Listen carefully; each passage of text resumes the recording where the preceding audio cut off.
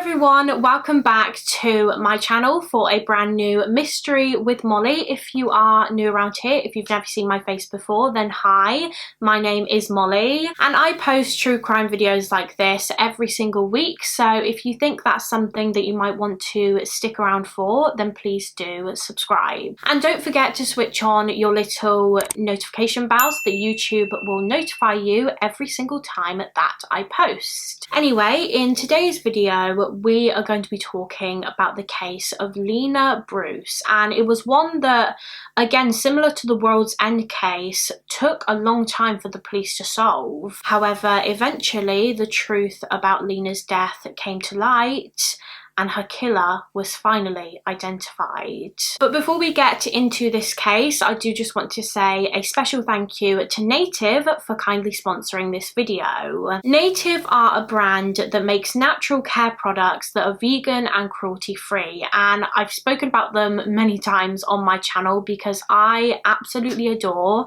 their deodorants. I've been using them for probably almost like a year now, and I can honestly say they are the best deodorants I've ever used. And what is even more amazing about them is that they have recently released a plastic-free version of their deodorants. So it's the same great product inside, but in plastic-free packaging. And I think it's really important to switch to plastic-free packaging wherever possible. And Native is a proud partner of 1% for the Planet, and they commit 1% of plastic-free deodorant sales to environmental non-profits. One of my favourite things about these deodorants is how long the scent lasts on my body. When I used to use other deodorants, I would always find that I would have to top it up quite a few times throughout the day, but with Natives I literally put it on in the morning and that's it, and I can still smell it on myself by the end of the day, which is also great because it means that the product will last a lot longer.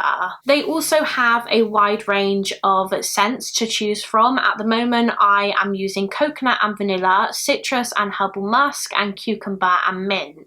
Coconut and vanilla and citrus and herbal musk have been two of my favourites for ages now, but I only recently tried cucumber and mint and I love it. It's not too overpowering and it's a really nice fresh scent, so I like to put it on as soon as I get out of the shower. The ingredients used to make Native's products are completely familiar and simple, such as shea butter and coconut oil, and they are aluminium, paraben and sulfate free. Now, 3 plastic-free deodorants are normally $39. However, if you use my link in the description box and the discount code molly5, then you will get them for $29, so that's 25% off. So go and snatch up that amazing deal. Once again, I just want to say a huge thank you to Native for sponsoring this video and for just supporting the channel.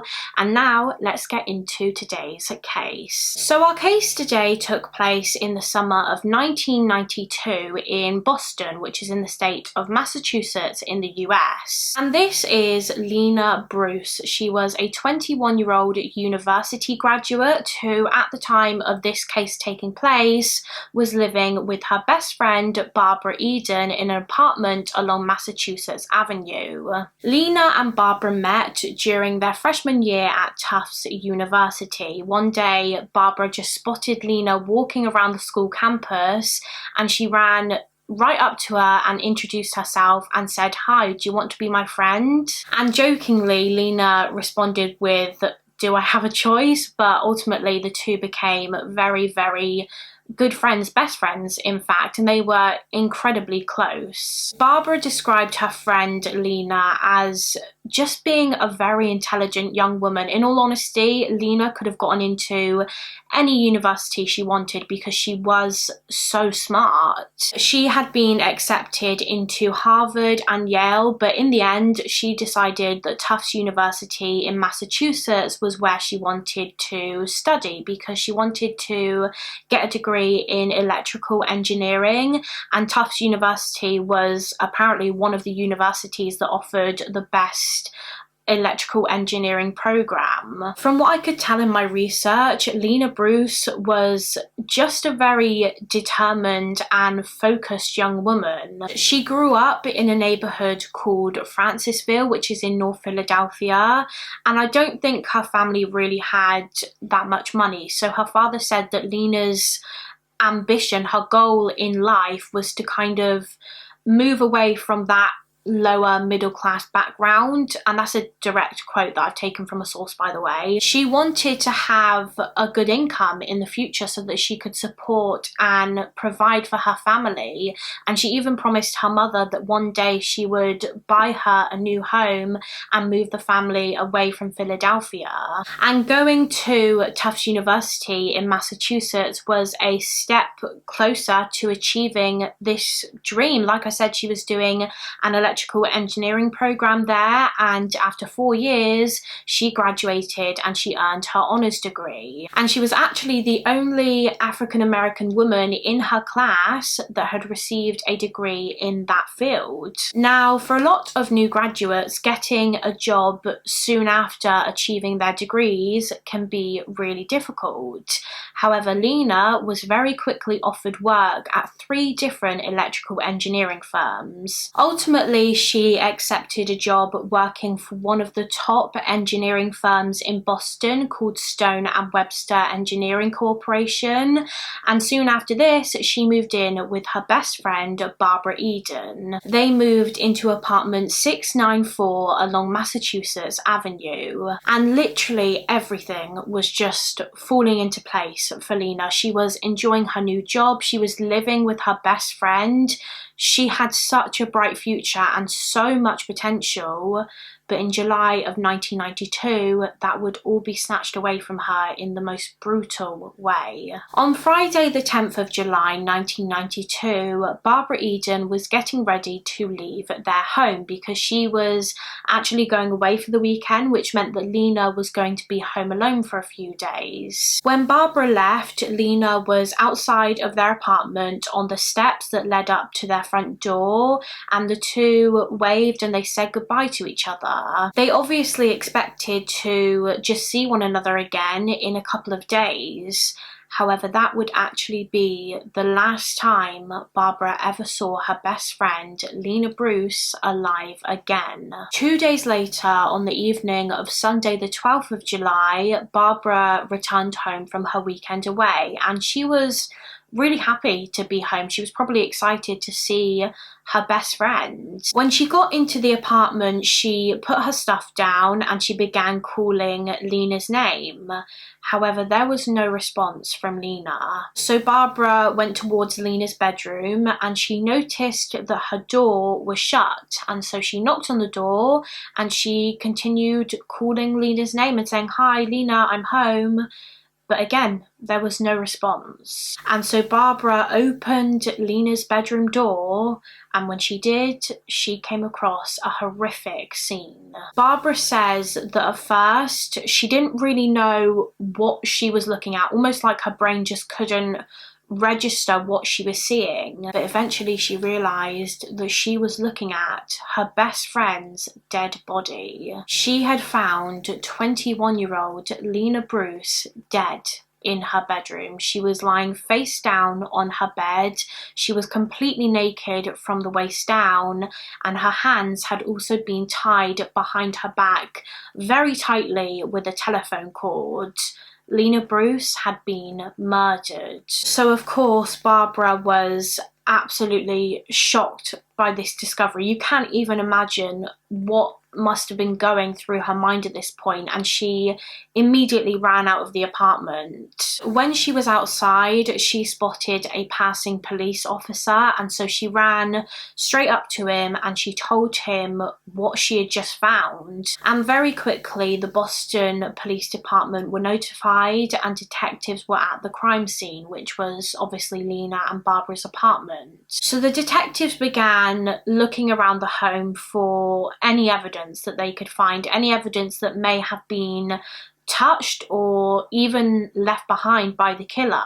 And one of the first things they noticed was that the apartment was just a bit of a mess. It looked as though someone had just thrown and tossed things around, like clothes and just other random items, and so the police collected these items as evidence just in case the killer's DNA was on any of it. The police also began taking photos of the apartment, and they showed these photos to Lena's roommate Barbara just to see if there was anything that she noticed that was particularly like out of place, or if there was anything in their home that didn't belong to Lena or herself. And she did spot something. Barbara noticed in these pictures that there were a lot of empty soda cans around the apartment, which didn't belong to either of the girls. And there was also an empty beer bottle inside the apartment, which again didn't belong to either of them. Now, the soda cans could have possibly been Lena's. Barbara was away that weekend, so maybe Lena just brought them for herself.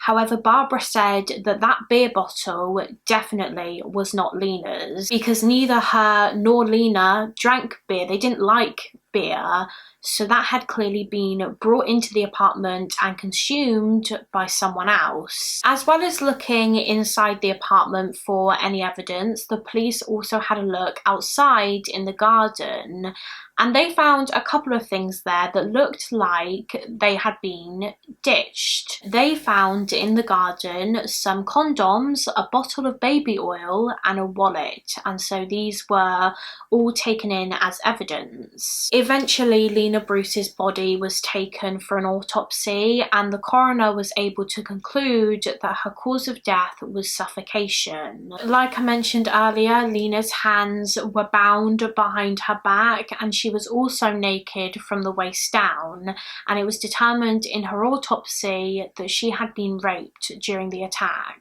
As is the case with all victims of homicides, the coroner collected samples from Lena's body. So he took some clippings of her fingernails, and he also took some vaginal, anal and oral swabs. Alongside gathering their evidence, the police were also trying to work out just exactly what had happened here. They believed that Lena had been murdered in her own bed in her apartment, but how exactly did her killer get inside the apartment? Did Lena let him in herself, or did he somehow have a key? Did he break in?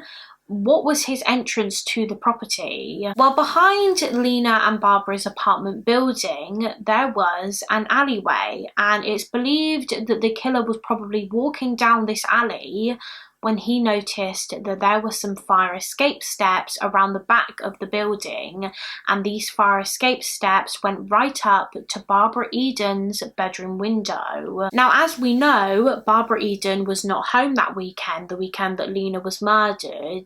However, this was mid-July, it was the summer, so it was very hot, and so it's likely that Lena would have had the windows in the apartment open to let some air in. So they theorised that this was the killer's entrance. He went up the fire escape steps and he climbed through the window. Following the launch of a murder investigation, the detectives started immediately speaking to pretty much everyone that lived in Lena's apartment building, people that lived just in the neighbourhood and even the surrounding areas, just in case anyone had seen or heard anything suspicious around the time that Lena had been killed. They knocked on every single door and asked people if they had any information about this crime, but literally no one seemed to know anything. They had absolutely no witnesses in this case, which was already going to make this murder inquiry a lot harder to solve.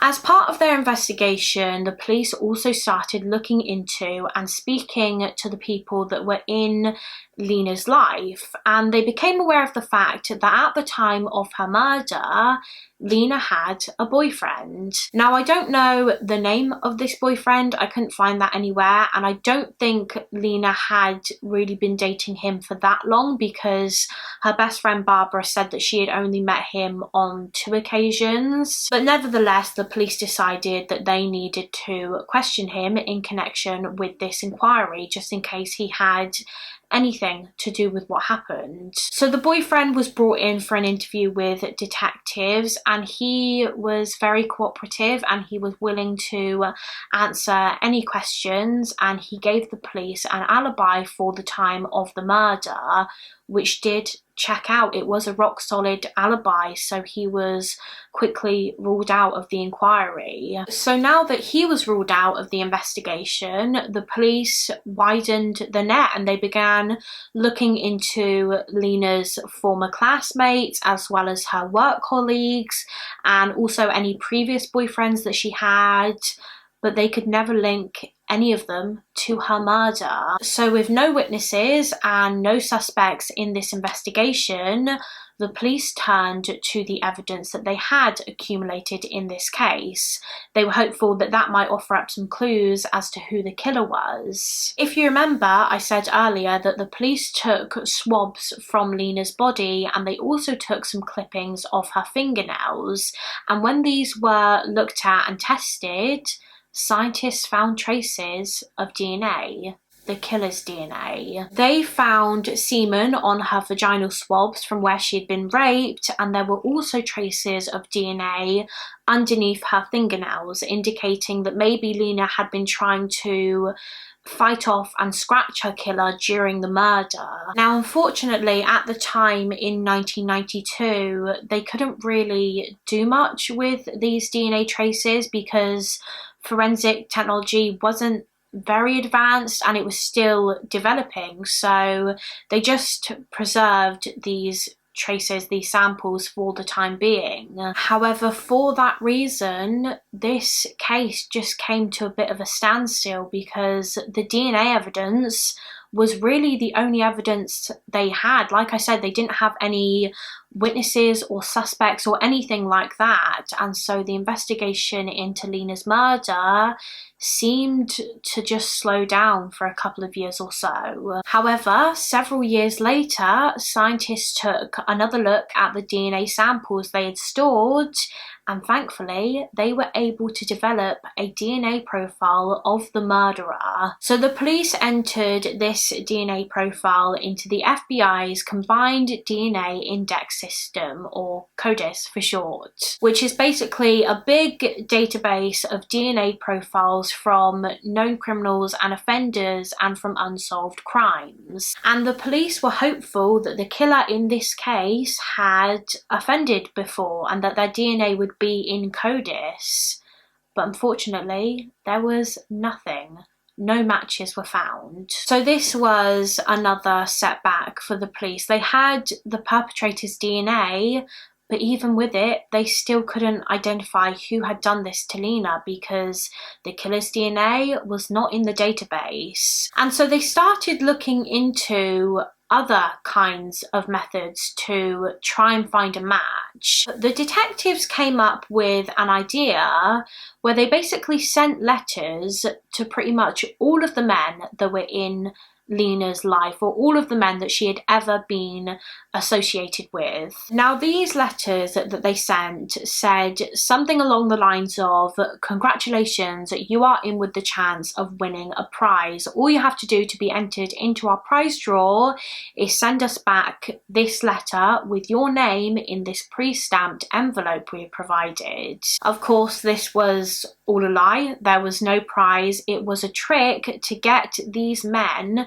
to lick the envelope to seal it so that the police had their DNA to test against the DNA profile of Lena's killer. And through doing this, they can either officially rule people out of their investigation, or they may be able to find a match. And surprisingly, this did work. I think all of the men, if not the majority of them, sent back the envelopes. However, when all of their DNA samples were tested against the killer's profile, there was still no match, which indicated to the police that Lena's killer probably wasn't someone that she knew. It was most likely just a random stranger that broke into her apartment and murdered her that day in July of 1992. And sadly, once again, this case just slowly started to go cold because the detectives had nothing to go on in this case. They had no more avenues to investigate. All they really had evidence-wise was that DNA profile, but they just could not find a match. And so for years and years, Lena's case remained unsolved, and it seemed as though it was always going to remain that way. But then, almost 23 years after this horrific crime, in 2015, the police had the breakthrough they had been waiting for in this case. The crime lab had finally found a match to the DNA profile of Lena's killer, and the match was to a man named James Witowski, who at this point in 2015 was 42 years old, meaning at the time of Lena's murder in 1992, he would have been around 19 years old. Now, James wasn't someone that Lena Bruce knew. He was a complete stranger to her, I believe, and he wasn't someone that was on police's radar either. He wasn't a suspect in this case prior to this match being made. From what I could tell in my research, James was a petty criminal, and he had been for years. However, he had never actually served any prison time until recently. He had been arrested a number of times before. However, his DNA was never entered into the database because Massachusetts is one of only 15 states where a person is not required to provide their DNA profile if they are just arrested. They are only obliged to provide their DNA if they are convicted of a crime, whereas in most other states, an offender's DNA is taken when they are arrested. They don't have to be convicted of a crime for their DNA to be taken and put into the database. So had Massachusetts also had this rule about DNA being taken as soon as someone is arrested, James Witowski could have been linked to Lena's murder years earlier.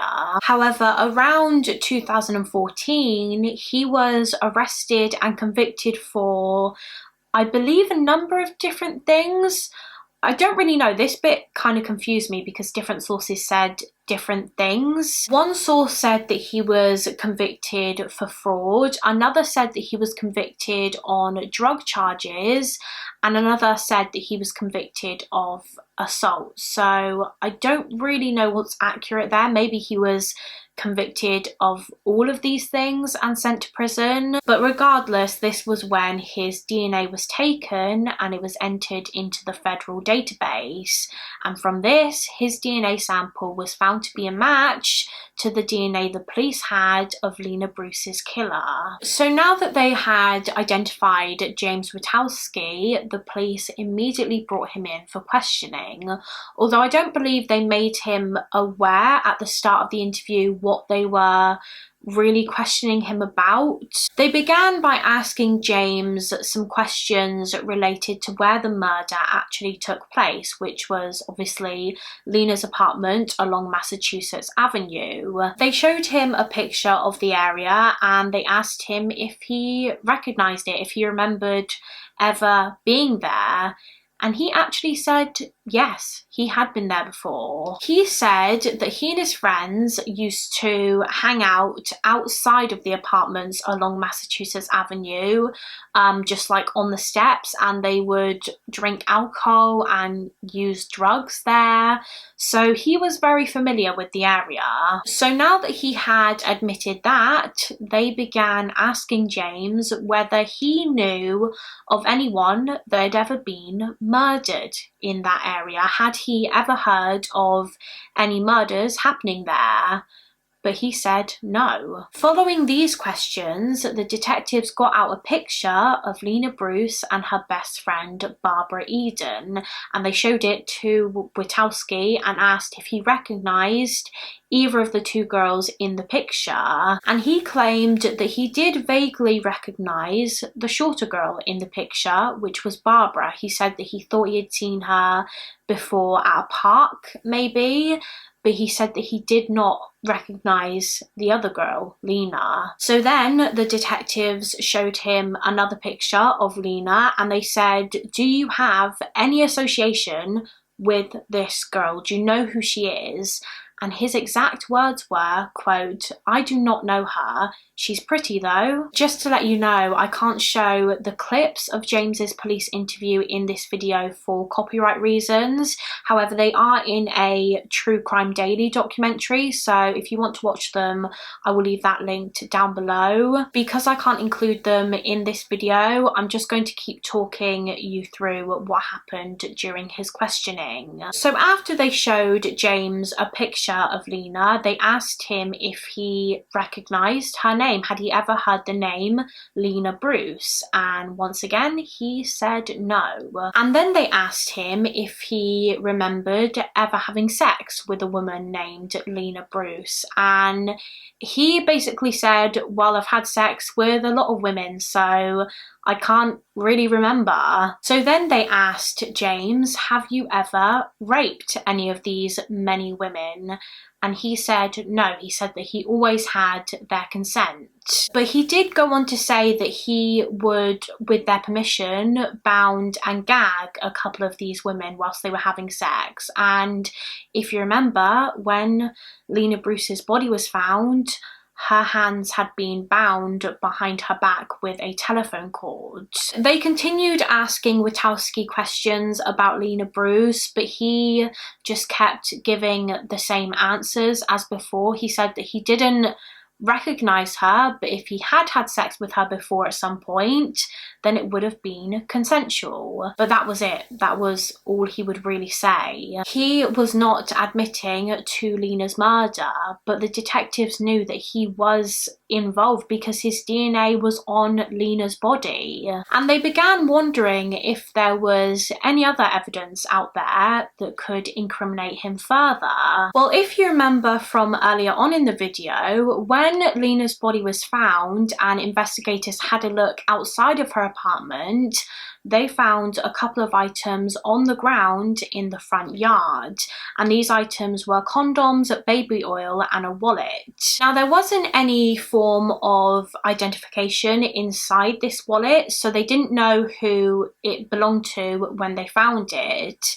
However, there were a couple of little slips of paper inside the wallet, and when these little bits of paper were examined by scientists, it was found that on one of them there was a fingerprint. And when this fingerprint was tested against James Witowski's prints, they discovered that it was a match. This fingerprint that they had found matched his left thumbprint, so that was even more forensic evidence that linked him to the crime. So they had his fingerprint on the wallet, or the bits of paper inside the wallet that was outside of Lena Bruce's apartment. They found traces of his semen on her body and also his DNA underneath her fingernails. And as a result of all of this forensic evidence, 42-year-old James Witowski was arrested and charged with the first-degree murder of 21-year-old Lena Bruce. The police's theory was that James Witowski had probably been watching Lena Bruce and her friend Barbara for a while. Remember, he admitted that he and his friends used to hang out and drink alcohol outside of their apartment building on the steps.